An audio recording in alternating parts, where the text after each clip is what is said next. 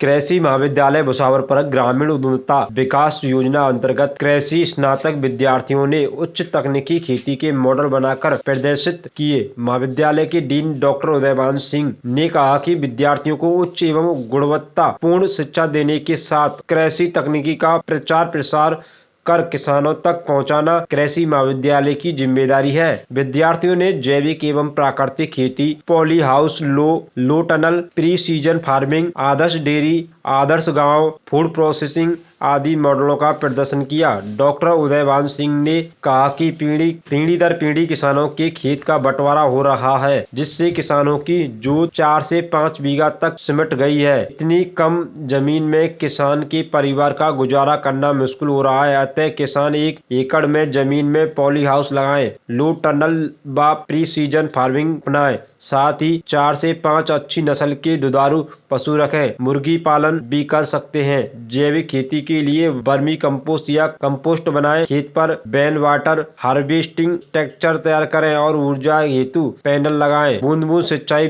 पद्धति का प्रयोग करें तो किसान 4-5 बीघा जमीन से ही 10-12 लाख रुपए प्रति वर्ष आय अर्जित कर सकते हैं। इस अवसर पर रेडी प्रभारी doctor Vinod Bhatneshwar, doctor Rahul Kumar, doctor BL Jakhar, doctor Shankar Lal Yadav सहित समस्त स्टाफ व विद्यार्थी उपस्थित रहे।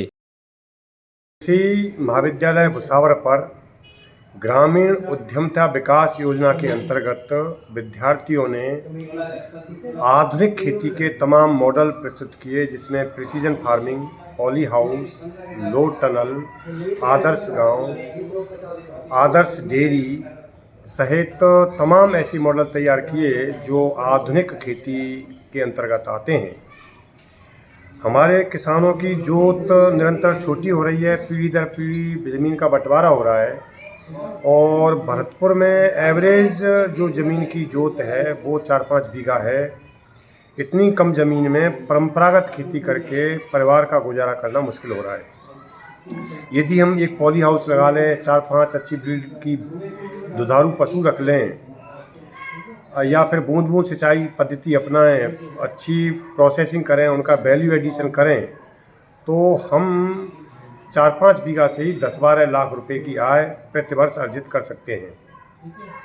तो अब हमारी कॉलेज की भी ये जिम्मेदारी है कि किसानों को इस बारे में थोड़ा सा जागरूक करें। किसानों को खुद को भी जागरूक करने की ज़रूरत है और आधुनिक खेती के लिए सरकार द्वारा अनुदान भी दिए है। इसलिए किसानों को अब परंपरागत खेती छोड़कर निश्चित ही आधुनिक खेती की तरफ बढ़ना पड़ेगा।